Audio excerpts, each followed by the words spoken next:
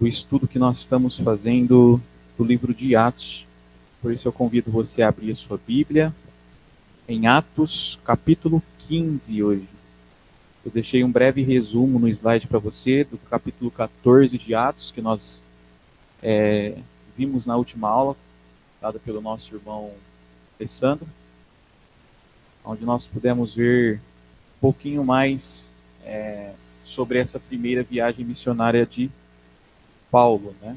Onde eles pregavam o evangelho, era estabelecido ali igrejas, ramificações da igreja, em meio a uma perseguição, né? Que eles viviam ali. E Paulo e Barnabé começam, através dessa primeira viagem, levar as palavras do Senhor Jesus às nações adjacentes ali, né, de Jerusalém. Então nós, no final do capítulo 14, Paulo e Barnabé voltaram ali cheios de ânimo, né, dessa primeira viagem, contando como o Senhor abriu aos gentios a porta da fé, né? Lá no capítulo 14, verso 27, ele destaca isso para nós. Que havia estabelecido, então, tais congregações, né? Antioquia da Psídia, Icônio, Listra, Derbe, e que muitos gentios ali haviam se tornado, então, cristãos. Então, eles pregavam na sinagoga, mas enfrentavam grande oposição, até mesmo tentavam apedrejá-los, né? Eu destaquei aqui algumas cidades que ele passou no capítulo 14, onde em Listra Paulo cura um paralítico, não sei se todos recordam, até mesmo pensam ou tentam, né, adorá-los como deuses, né, após essa cura, mas logo Paulo e Barnabé rejeitam tal adoração e começam a pregar sobre o Deus vivo. Em Derbe eles continuam a evangelização, ganhando ali muitos discípulos, né, e fortalecendo as igrejas recém-fundadas, né, encorajando ali os novos cristãos a permanecerem firmes na fé, e então estabelecendo de forma organizada a Igreja do Senhor Jesus, que a gente começa a ver até mesmo o presbitério aqui, a gente vai começar a ver outras funções que se fazem necessário dentro do corpo da igreja. Então a gente percebe uma igreja que vai se formando de forma organizada. E então eles retornam a Antioquia, relatando à igreja ali que Deus abriu a porta da fé agora aos gentios, não apenas aos judeus. Eu deixo essa introdução do capítulo 14 para fazer essa conexão aqui com o capítulo 15, que será o capítulo que nós vamos estudar hoje, né? Pelo menos na sua primeira parte, e entender que essa conversão de gentios que estava ocorrendo nas viagens missionárias levantou uma seguinte questão: os gentios precisam seguir a lei de Moisés para serem salvos? A gente vai ver nos primeiros versos do capítulo 15 algo a respeito disso, que vai levar, naquele momento, a ter uma reunião, né, o chamado concílio em Jerusalém. E a opinião desses irmãos apóstolos a respeito sobre esse assunto. Então, Atos capítulo 15, nós vamos ver aqui que relata o chamado concílio de Jerusalém, essa reunião entre os apóstolos, presbíteros, né, para resolver esta questão. E para nós hoje, vendo de cima, aparentemente, é simples, né? Parece óbvio tal resposta. Porém, nós precisamos nos lembrar que nós estamos no início da igreja, no primeiro século, onde as coisas estão se formando, onde o evangelho está sendo entregue pelos apóstolos, né, às demais pessoas, e obviamente muitos ensinos ali poderiam ser sim corrompidos de alguma maneira. E esse era um desses, né, um tipo, né, de ensino que poderia chamarmos de equívoco. Então, deve-se impor a circuncisão e a guarda da lei de Moisés aos gentios convertidos? Então, este capítulo vai definir muito bem isso para nós, que a salvação é pela graça, mediante a fé e não pelas obras da lei. Eu gostaria de pedir para o irmão Davi, pode ler para nós, capítulo 15, versículo 1 ao 5. Atos, capítulo 15, versículo 1 ao 5. Alguns indivíduos que desceram da Judéia ensinavam aos irmãos: se não vos circuncidardes, segundo o costume de Moisés, não podeis ser salvos. Tendo havido da parte de Paulo e Barnabé contenda e não pequena discussão com eles, resolveram que esses dois e alguns outros dentre eles subissem a Jerusalém aos apóstolos e presbíteros com respeito a esta questão. Enviado, pois, e até certo ponto acompanhados pela igreja, atravessaram as províncias da Fenícia e Samaria e, narrando a conversão dos gentios, causaram grande alegria a todos os irmãos. Tendo eles chegado a Jerusalém, foram bem recebidos pela igreja, pelos apóstolos e pelos presbíteros, e relataram tudo que Deus fizera com eles. E surgiram-se, entretanto, alguns da seita dos fariseus que haviam crido, dizendo: é necessário circuncidá-los e determinar-lhes que observem a lei de Moisés. Amém. Amém. Obrigado, irmão. Observe que veio alguns indivíduos da Judéia, né? O texto diz. Especificamente homens de Jerusalém. Esses provavelmente eram os mesmos identificados no versículo 5, né? Quando ele diz alguns da seita dos fariseus que haviam crido. Veja o que eles ensinaram. Quem não é circunciso, de acordo com a lei de Moisés, não pode ser salvo. Judeus cristãos queriam impor aos gentios a circuncisão como um requisito para a salvação. Abrindo um parênteses rapidamente, eu não vou ler o texto, mas até para não ficar extenso, mas Gênesis capítulo 17 nos ensina sobre isso. O rito da circuncisão, para entendermos todo o contexto da lição, foi uma parte essencial da aliança de Deus com Abraão, não é mesmo? Mas os homens de Jerusalém não vinculavam aqui no texto a circuncisão a Abraão, mas relacionaram o rito a Moisés. Olha o que ele diz lá no texto. Que observem a lei de Moisés, cuja lei foi dada muitos anos depois da aliança abraâmica. Agora, a preocupação não era somente que os gentios deveriam submeter-se à circuncisão. Seu objetivo era, aparentemente aqui, de converter os gentios à religião judaica e submetê-los a toda a lei. Olha, entregamos o evangelho para você do Senhor Jesus, porém, como gentil, oriento cumprir a lei de Moisés e ser circuncidado. Então eles queriam manter o jugo da lei sobre os gentios recém-convertidos. Logo, Paulo e Barnabé, né, viram que tal ensino, pelo que ele de fato era aqui, um ataque direto ao trabalho que eles haviam feito, realizado e estavam fazendo, pregando aos gentios. Um ataque à prática, né, de aceitar gentios com base exclusivamente na fé no Senhor Jesus. Eles pregavam o evangelho do Senhor Jesus aos gentios. Esse é o Senhor Jesus, que morreu na cruz, os nossos pecados. Professando fé, eles iam sendo batizados, acrescido ao corpo. Mas essa turma aqui, né, queria que, além disso, eles fossem circuncidados e cumprissem a lei de Moisés. Então era um fator, podemos chamar até de heresia, e tinha de ser detida naquele momento. Para nós, volto a dizer, parece ser muito óbvio e simples o posicionamento diante da palavra de Deus, porém a igreja estava se formando. Nós lemos que Paulo e Barnabé tiveram uma contenda e não pequena discussão com eles, no versículo 2. Ou seja, provavelmente ele advertiu, né, previamente essas pessoas. Por mais que o texto não descreve para nós aqui as palavras de Paulo, nós vamos ver outro discípulo tomando a dianteira a respeito disso, nos próximos versículos, mas, obviamente, o texto diz que eles tiveram uma pequena discussão ali. Então, a questão era séria demais naquele momento para ser ignorada, precisava ser tratada. Então, o que eles fizeram? Levaram o debate à liderança da igreja em Jerusalém.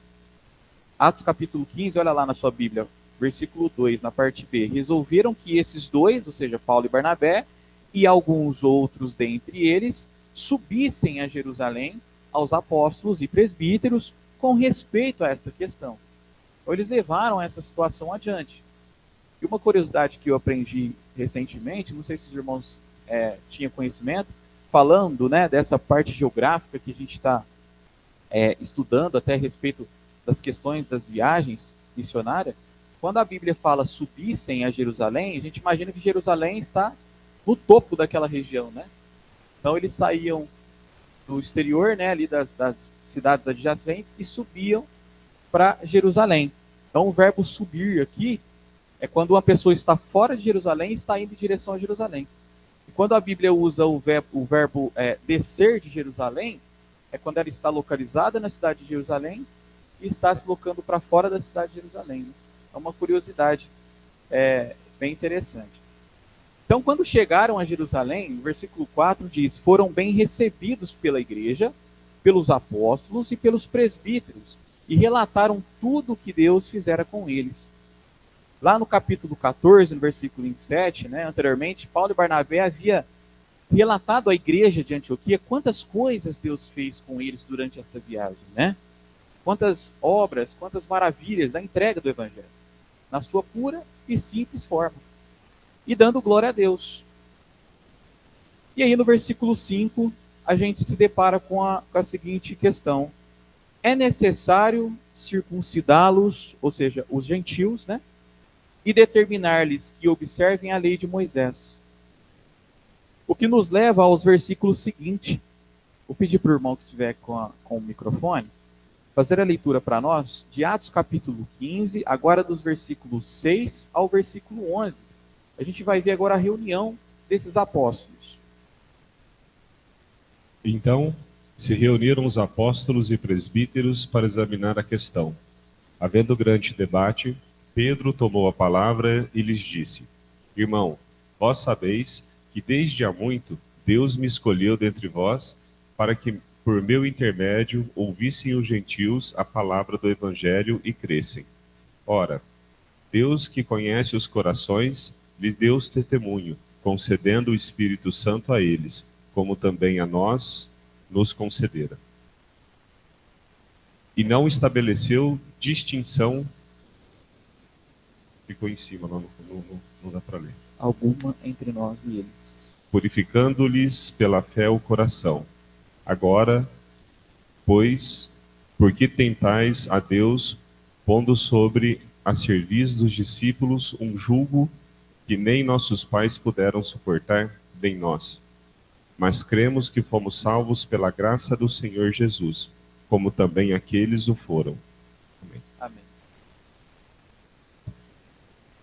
O ponto aqui é a questão central do Conselho de Jerusalém, era se os cristãos, agora gentílicos, né, podemos dizer assim, tinham de se circuncidar e guardar a lei de Moisés.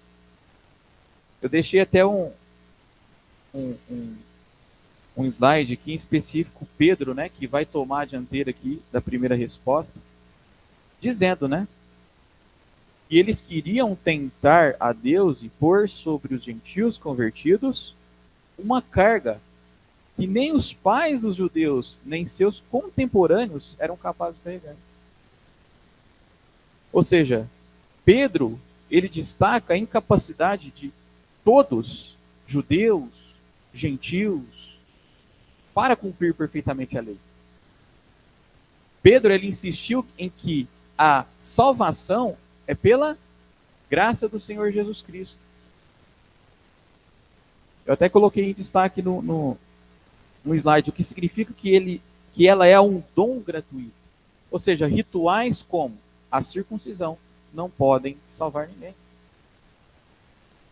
Agora, o discurso de Pedro aqui, nos versículos que nós lemos agora, claro, gira em torno do que já foi feito, né, por eles, pregando o evangelho aos gentios, especificamente a experiência, como nós estudamos, que ele teve com Cornélio, né, em sua casa, lá em Atos capítulo 10. Pedro disse que Deus o escolheu para abrir a porta da salvação aos gentios pela primeira vez. E ele estava ali, pregando o evangelho para Cornélio. Ele e a sua casa se convertem ao cristianismo. E que Deus não fez da circuncisão ou da observância da lei um requisito para os gentios passarem por essa porta. E eu pergunto para você, quem é a porta?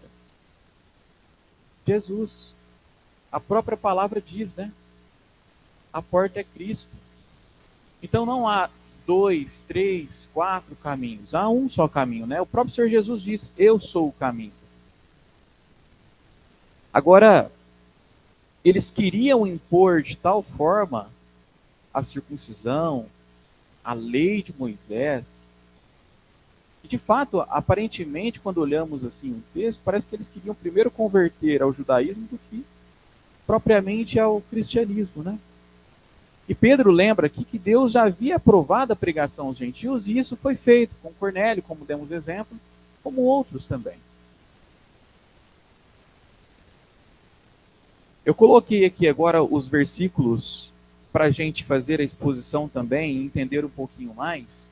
E o primeiro, o versículo 8, se você quiser olhar aqui no slide ou na sua Bíblia, fala assim, Deus que conhece os corações, lhes deu testemunho, concedendo o Espírito Santo a eles. Veja, eu deixei até um texto em destaque para recordarmos. 1 Samuel 16, versículo 7. O momento em que Samuel chega à casa de Jessé e ele sai de ungir o próprio rei de Israel. Substituir Saul. Jessé traz seus filhos, todo mundo se recorda da história, coloca diante de Samuel, e o primeiro ele vê formoso, esse aqui. O que Deus fala para ele? Não, né? Até chegarmos no pequeno Davi. E aí, nós ouvimos algo importante que nós precisamos aprender aqui em Atos também. Deus não olha para a aparência exterior, mas Ele olha para o coração. Olha o que aprendemos lá com a história de Davi, no início de sua jornada. E aqui no versículo 8, o texto diz, Deus que conhece os corações. Olha a lição que começa a se desenhar aqui. E Deus testemunha conceder do Espírito Santo a eles. Os judaizantes olhavam para as características superficiais dos gentios, que eram incircuncisos, e os julgavam indignos do reino de Deus. Mas Deus olhava para seus corações e os declarou tão, se não mais, dignos quanto os judeus. Deus confirmou a conversão dos gentios concedendo o Espírito Santo.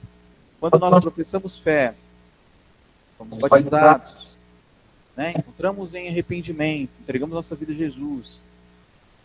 Nós somos selados pelo Espírito Santo, não somos? Nós não somos marcados como propriedade exclusiva de Deus? Então, os gentios, nós somos, né? Os judeus, os gentios, todos seriam parte do corpo da igreja. O segundo ponto a se destacar no versículo 9, Deus, ele não estabeleceu distinção alguma entre judeus e gentios. Olha o texto quando ele diz, purificando-lhes pela fé o coração. Pela fé, não pelo cumprimento da lei, não pela circuncisão. Assim como os corações dos judeus cristãos foram purificados, observe que seus corações foram purificados pela fé, novamente, o texto fala, não por serem circuncisos e guardarem a lei. E Pedro disse a Cornélio lá em Atos capítulo 10, versículo 34, Deus não faz acepção de pessoas. E agora nesse grupo, o texto destaca que Deus não estabelece distinção. Ou seja, o favor de Deus é amplo, né? A misericórdia de Deus se estende a muitos. E aí ele se achega. O próximo ponto, versículo 10, da sua primeira parte, na tentativa de impor ali a circuncisão aos gentios, os judaizantes estavam tentando a Deus, o texto fala. Ou seja, os que, de alguma forma, impunham a lei, pensavam estar desafiando, talvez, Paulo e Barnabé, por tudo que eles já tinham feito ali inicialmente, na realidade estavam questionando o julgamento de Deus, ou seja, tentando a Deus, conforme o texto diz. E na segunda parte do versículo, ao tentarem impor aos gentios a observância da lei, estavam pondo sobre a cerviz dos discípulos um jugo. É o que o texto fala no versículo 10. Pondo sobre eles um jugo, cujo qual ninguém havia cumprido.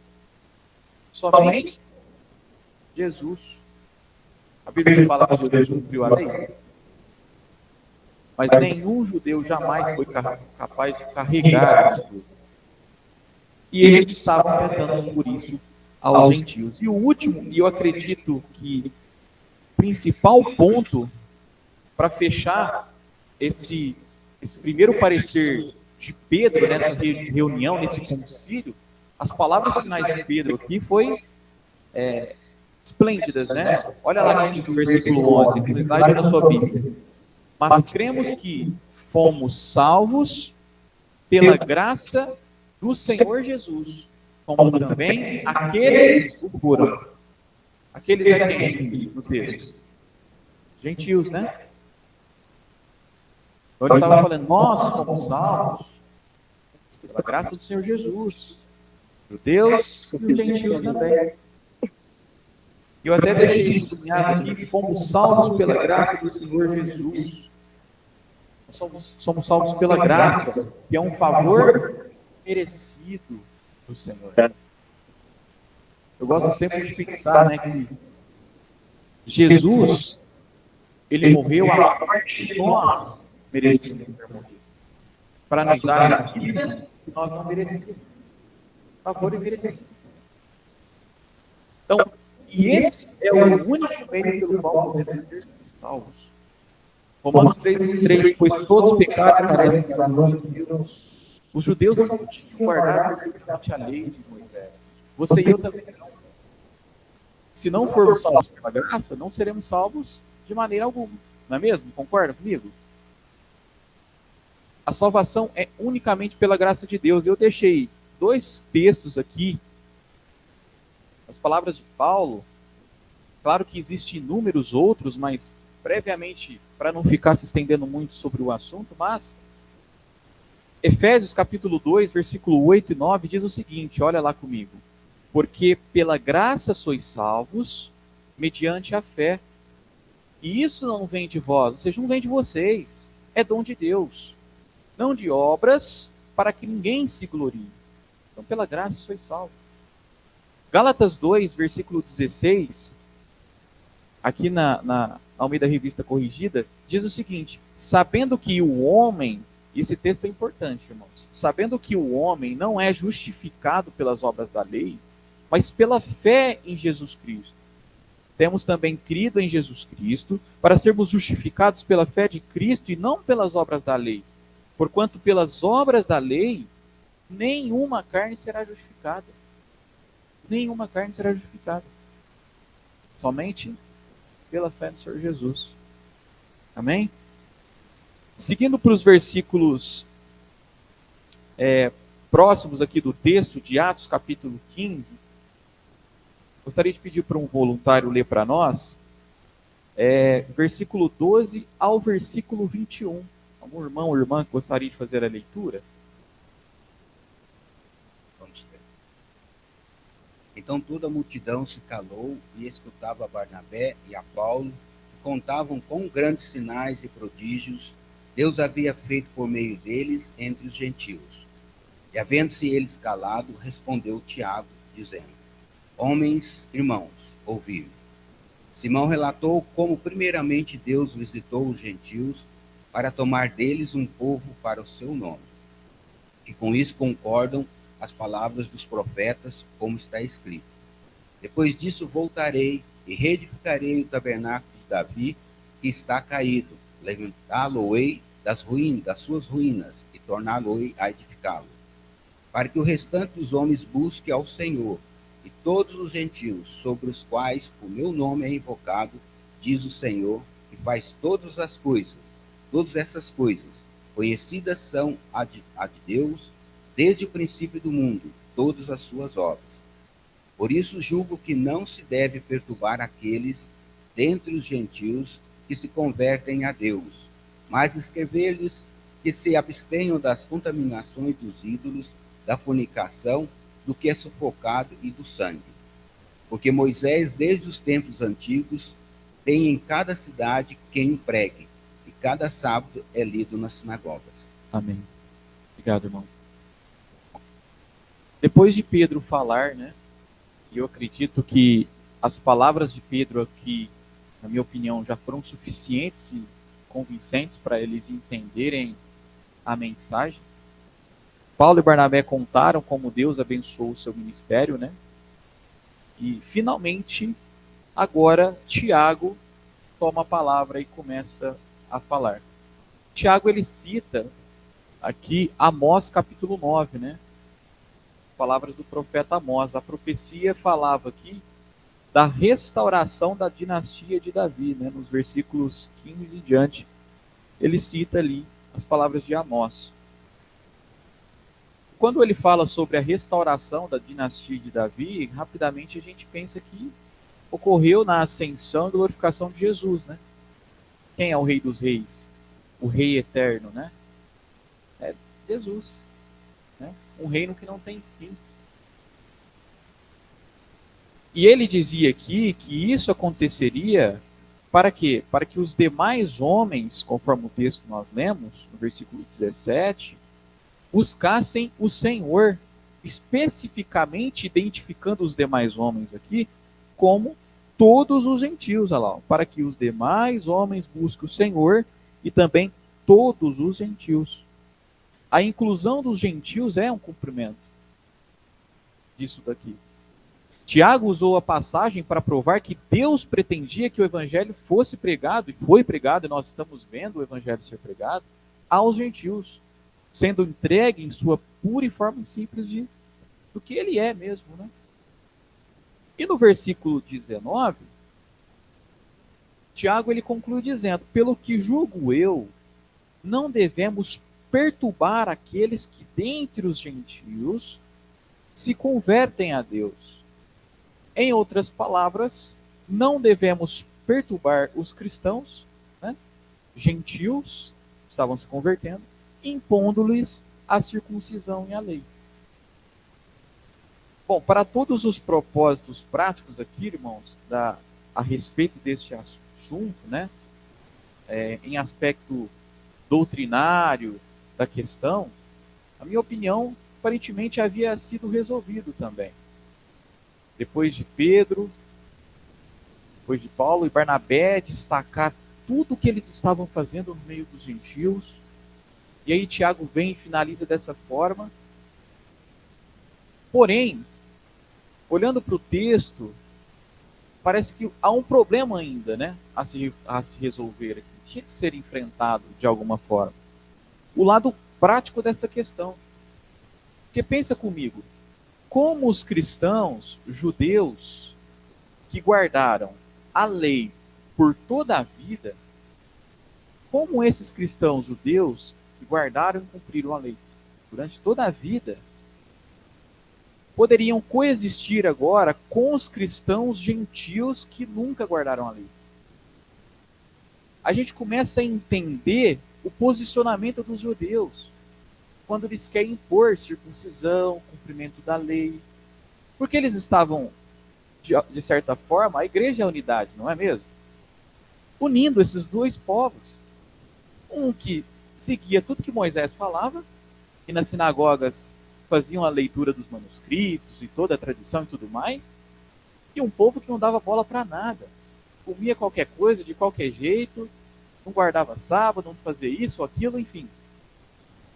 Imagina na cabeça de um judeu que viveu toda essa tradição a vida toda, olhando para Moisés e de repente isso, a chave vira. E aí tem um povo que é rejeitado que tem que estar perto de você. Então, como resolver isso de forma prática? Na verdade, no versículo 20, olha lá o que Tiago diz. que ele julgava, né, que deveria ser: escrever-lhes que se abstenham das contaminações dos ídolos, bem como das relações sexuais ilícitas, da carne de animais sufocados e do sangue. Esse verso, depois, ele repete lá no versículo 29, quando ele escreve a carta com essas orientações. Não sabemos, claro, ao certo porque Tiago lista apenas esses 3 itens, mas é possível a gente supor que eles refletiam, talvez, ali práticas comuns entre os judeus, né? Talvez ele identificou esses atos aqui no meio dos gentios, né? Melhor dizendo, desculpa. Embora a lei mosaica, e a gente precisa entender isso, não fosse obrigatória para a salvação, como nós bem já entendemos, o concílio recomendou aos gentios de se absterem de certas práticas que poderiam ofender aos judeus convertidos. Então, Tiago, ele consegue colocar isso de uma forma em que, bom, concluímos aqui. Não é um requisito para a salvação o cumprimento da lei e nem o gentio ser circuncidado. No entanto, se abstenham dessas coisas. Não cause escândalo. Não há necessidade. Obviamente, a gente sabe, irmãos, que quando entregamos nossa vida a Jesus, coisas, ações, posicionamento, pensamento, desejo, é natural a nossa mudança, a nossa inclinação para Jesus, olhar para o alvo que é Cristo. É natural a gente querer obedecer o Evangelho. É convidativo.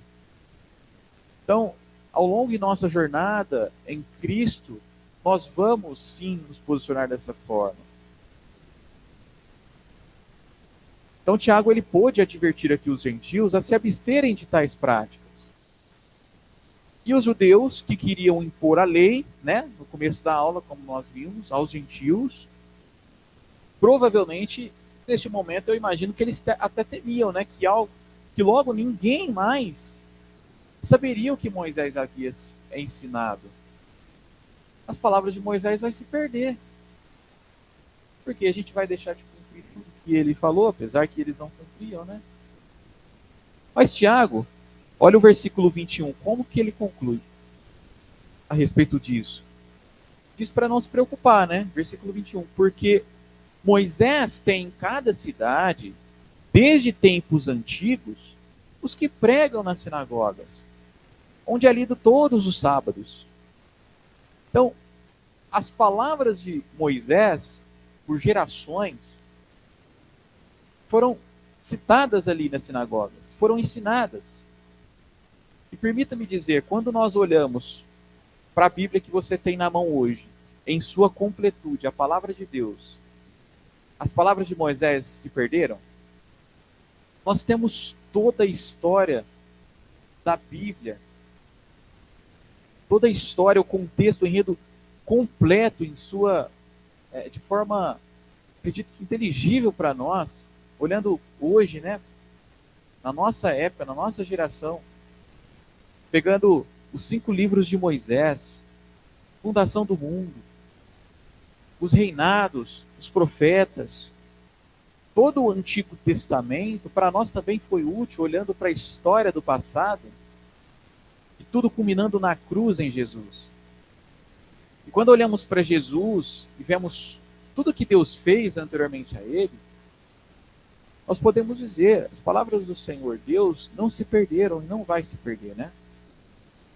Então as recomendações de Tiago aqui foram aceitas, inclusive, pelos apóstolos, presbíteros ali, com toda a igreja.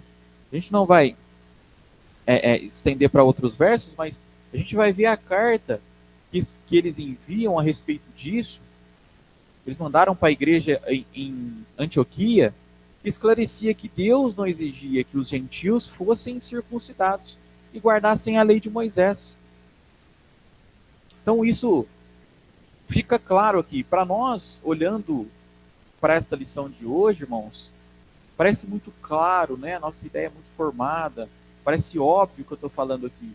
Mas, volto a dizer, era algo que precisava ser tratado e cuidado na igreja do primeiro século. Para que não houvesse raízes de tradições dentro da igreja. Quando nós olhamos para os nossos dias atuais e olhamos para essa igreja que vinha se formando, o que estava sendo tratado, vocês concordam que nós também precisamos, ainda no nosso tempo, tratar isso? Até mesmo questão doutrinária, ensinamentos. Porque ainda existem pessoas que tentam cumprir a lei de alguma forma. Guarda este dia para a salvação, senão você será condenado. Um evangelho sutil que macia o ego, né? O evangelho próspero. Cumpra isso da lei, porque senão você não vai ser salvo. A gente vê alguma coisa sendo imposta com a salvação, sendo que o evangelho do Senhor Jesus ele é completo.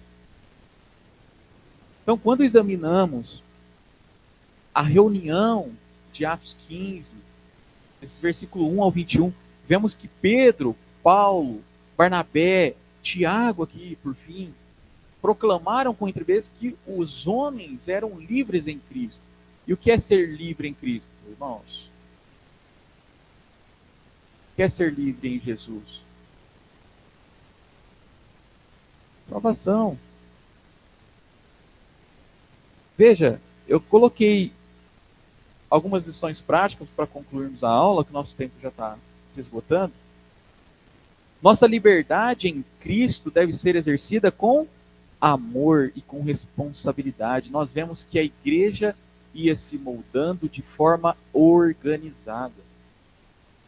E é necessário sermos organizados hoje também. Lembrar que o que é permitido nem sempre é edificante, nem sempre convém. Devemos viver pensando no impacto sobre os outros irmãos, não é mesmo?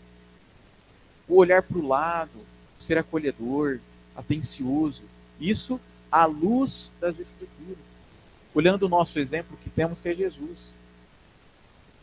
O segundo ponto que eu deixei em destaque, aprendendo com essa lição de hoje, é que problemas na igreja sempre vai existir, não é verdade? Independente de sua magnitude, sempre vai existir e devem ser resolvidos com conversa, com diálogo, com oração e principalmente submissão ao Espírito Santo. Estar sensível à voz de Deus, à luz das Escrituras novamente. Porque está tudo aqui para nós. E muitas vezes nós negligenciamos o simples de olhar para a palavra de Deus. Então a unidade não é a ausência de conflito, né? Mas é saber como lidar com o conflito biblicamente. E o quão edificante é isso, né? E por fim, que eu acredito que seja as palavras de Pedro ali no versículo 11, que me chamou muito a atenção, né? Que é a graça de Deus. A graça de Deus é suficiente para a salvação. Por isso nós devemos confiar na obra completa de Cristo na cruz. Não em nossos próprios esforços, porque nós não merecemos nada, por mais que nós nos dedicamos. Obviamente, a salvação pela graça, ela não elimina a necessidade de obedecer. Eu não vou viver da forma que eu bem quero. Ser livre em Cristo é muito mais do que isso. Mas buscar uma vida em Cristo de forma obediente é o que agrada a Deus. Nos liberta da temerosa escravidão, irmãos, de esperar o impossível de nós mesmos, né? Esperar que nós consigamos tudo isso pela força do braço. Entende? Uma vida sem pecado, em Cristo nós conseguimos viver de acordo com a vontade de Deus. Então a salvação, irmãos, é uma questão de expiação, não de direito adquirido, né? Expiação, nós recebemos de graça. É dizer sim, né, para Jesus. E concluo com Gálatas capítulo 5, versículo 1, quando Paulo escreve para nós: para a liberdade foi que Cristo nos libertou. Permanecei, pois, firmes e não vos submetais de novo a julgo de escravidão. Então, não há necessidade de olharmos para a lei ou circuncisão e impor ao gentio. Eu acredito que as palavras que nós estudamos hoje, fica claro isso, né? Salvação é pela fé em Senhor Jesus. Amém? A próxima aula nós vamos continuar em Atos capítulo 15, versículo 22 em diante. A decisão então aqui desse concílio é enviada a Antioquia e o início da segunda viagem missionária. Então não perca a próxima aula, Atos capítulo 15, 22. Amém? Vou fazer uma pausa para o café e voltamos para o culto de adoração ao Senhor.